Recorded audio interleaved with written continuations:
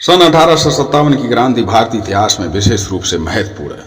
इस क्रांति से एक वर्ष पूर्व 1856 में 23 जुलाई को भारत के पश्चिमी समुद्र तट पर स्थित रत्नागिरी के गांव में बाल गंगाधर तिलक का जन्म हुआ।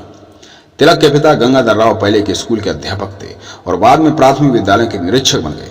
तिलक को पिता से विद्या और माता से धार्मिक भावना के संस्कार मिले थे।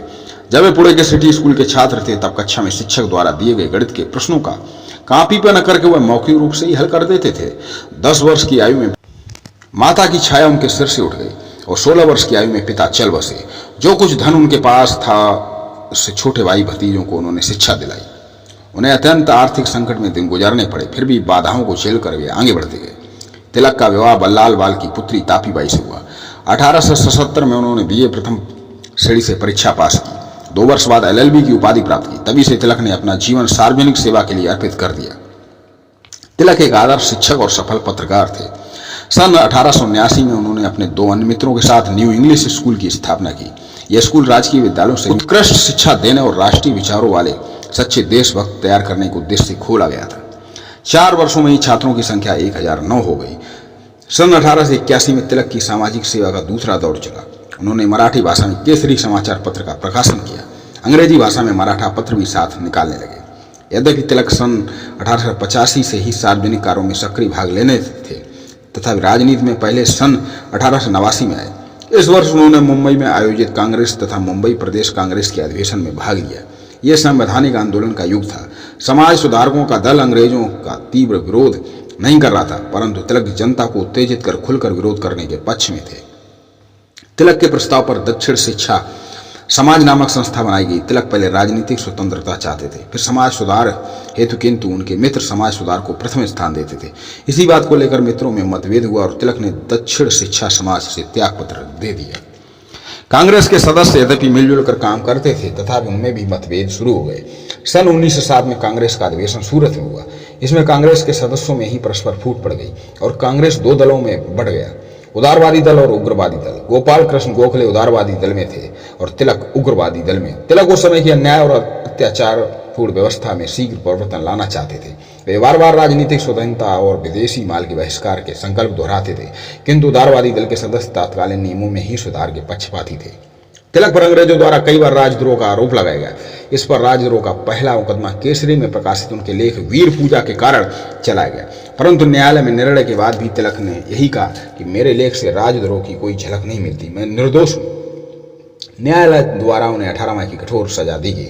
जनता ने इस दंड को न्याय की हत्या घोषित किया और उसकी निंदा की। कई अंग्रेज तथा भारतीय विद्वानों ने तिलक की रिहाई की मांग की और निश्चित तिथि से 6 माह पूर्व ही उन्हें रिहा कर दिया गया। इस बीच उनका स्वास्थ्य बहुत गिर गया था।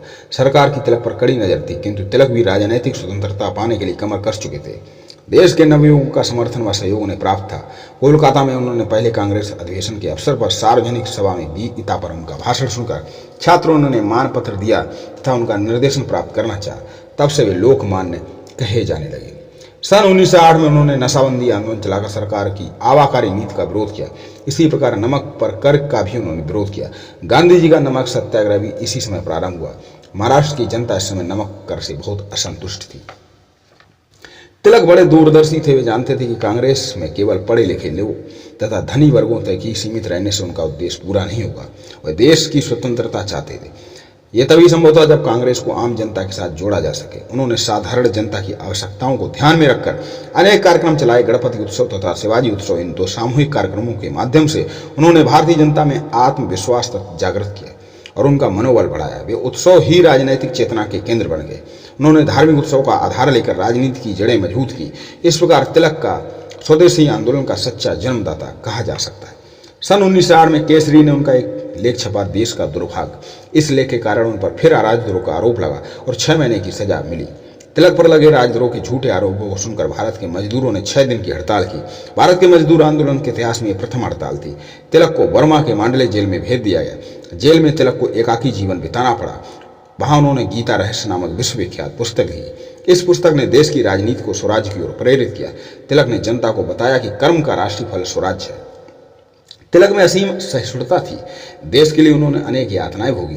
जब जब वह मांडले जेल में थे तब अपनी पत्नी के निधन का तार मिला उस समय उन्होंने अपने बच्चों को आश्वासन भेजा कि जब स्वयं उनके माता पिता की मृत्यु हुई थी तब वे बहुत छोटे थे, अतः बच्चों को उनसे शिक्षा लेनी चाहिए और अपना समय शोक में नहीं व्यतीत करना चाहिए। उन्हें साहस के साथ परिस्थितियों का सामना करना चाहिए। मार्च 1919 में रोल एक्ट लागू हो गया। पूरे देश में इसके विरुद्ध नारे लगाए गए। दिनांक 6 अप्रैल को विभिन्न भागों में हड़तालें हुई और प्रदर्शन किए। पंजाब में उसका विशेष विरोध हुआ। प्रमुख कांग्रेसी नेता सत्यपाल तथा सैफुद्दीन किचलू को गिरफ्तार किया गया। इसके विरुद्ध जलियांवाला बाग में 13 अप्रैल को एक सभा हुई थी, जहां अंग्रेज सरकार जनरल ओडायर के आदेश से अचानक गोलियां बरसाई गई और निकास द्वार बंद कर दिया गया। फलता भीषण नरसंहार हुआ। सर्वत्र हाहाकार मच गया। कांग्रेसी नेताओं ने इस हत्याकांड की घोर निंदा की। तिलक पूर्ण स्वराज हेतु निरंतर संघर्ष करते रहे। लगातार अथक परिश्रम, मांडले जेल की यातना और फिर इंग्लैंड की ठंडक ने उन्हें शरीर को जर्जर कर दिया। यह रुग्ण होने लगे। जुलाई 1920 ईस्वी के प्रारंभ में उन्हें मलेरिया हुआ। अंतिम सप्ताह में निमोनिया हो गया और उनकी दशा बिगड़ने लगी। बुलंद आवाज मंद पड़ने लगी, दृष्टि और सबर शक्ति मंद हो गई। सभी उपचार निरर्थक सिद्ध हुए। था 1 अगस्त 1920 को भारतीयों को पूर्ण स्वराज्य हेतु उत्प्रेरित कर भारत माता का यह सपूत सदा सदा के लिए सो गया। इनकी मृत्यु के अवसर पर जनसमूह की बाढ़ को देखकर विट्ठल भाई पटेल ने कहा था, राजनीति को आराम कुर्सी वाले राजनीतिज्ञों से जनता तक ले जाने का श्रेय लोकमान्य तिलक को ही है।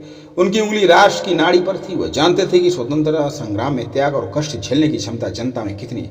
इसलिए उन्होंने राष्ट्रीय आंदोलन को आगे बढ़ाया। वे सच्चे अर्थों में भारत के निर्माता थे।